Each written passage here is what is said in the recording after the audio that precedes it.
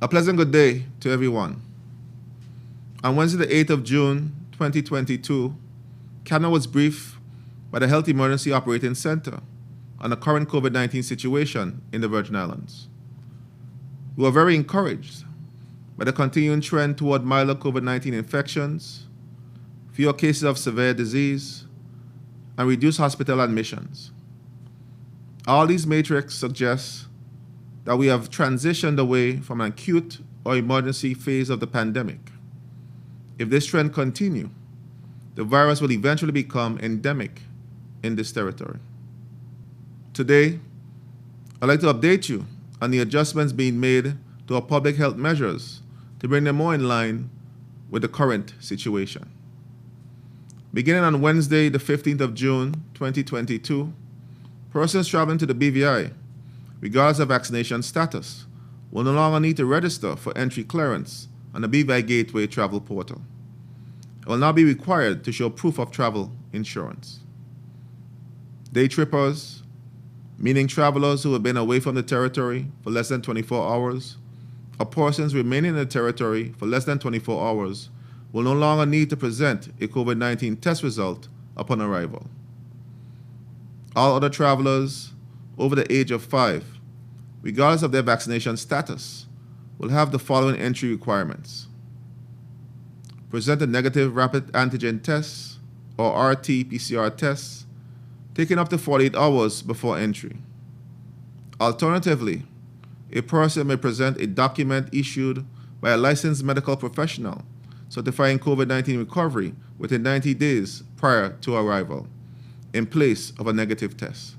If unable to present a test result or a recovery certificate, the person will be tested upon arrival in the territory. A person who tests positive on arrival will be required to adhere to the Ministry of Health protocols and instructions for COVID-19 positive persons. These entry procedures will be kept under review to determine any changes to be made in the future. It is important to bear in mind that all travelers entering the territory will continue to be monitored and subject to COVID-19 screening, and anyone exhibiting signs of illness may be tested at the port of entry. Cabinet also decided that, with effect from the 15th of June 2022, the wearing of face masks or face coverings, whether indoors or outdoors, will no longer be mandated by law, but will be allowed as a matter of choice in public spaces. Even as this mask mandate is being lifted, any private establishment or service provider may institute its own policy on mask wearing. The same will apply to the public sector, and the Deputy Governor will develop a policy on the area where mask wearing will still be required, such as in agency providing health and social care, border protection services, and other front-facing departments where the risk of exposure is higher. Everyone is also strongly encouraged to continue to wearing a well-fitted mask or face coverings. 1, if you are positive for COVID-19. 2, if you have been in close contact with a COVID-19 positive person. Or 3, whenever you are in a mass gathering or in a communal transportation. The Ministry of Health will also be ending all mandatory isolation of cases, quarantine of contact of cases, and contact tracing. Further guidance for persons who may be COVID-19 positive or potentially exposed to COVID-19 will be issued this week. Cabinet also stood down the Health Emergency Operating Center, while noting that the Acting Chief Medical Officer will remain overall responsibility for COVID-19 monitoring, planning, and reporting. We owe a collective debt of gratitude to the hardworking members of the HUOC team, including our recently retired CMO, Dr. Irad Potter, and the many professionals working behind the scenes. Their expertise, dedication, and professionalism have served this territory with distinction. As we move from emergency mode to a more sustainable management of COVID-19 and enjoy fewer restrictions on our daily life, we must remain vigilant and prepared.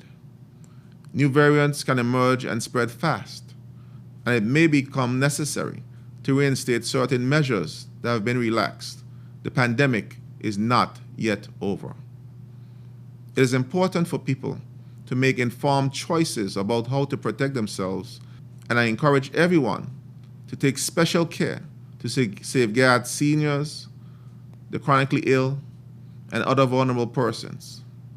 Vaccines have proven to be very effective in reducing infection rates and severe disease, and they continue to be administered at designated healthcare facilities, thanks to donations from the United Kingdom government. I'm urging those persons who haven't gotten vaccinated to do so. In closing, I thank the entire community for your cooperation and sacrifices over the past 2.5 difficult years. With the phased relaxation of public health measures and legal restrictions, various sectors of the economy and society will continue to rebound as we transition further into the recovery phase of this pandemic. By banding together, we have overcome extraordinary challenges, and by God's grace, we will face the future with hope. I thank you.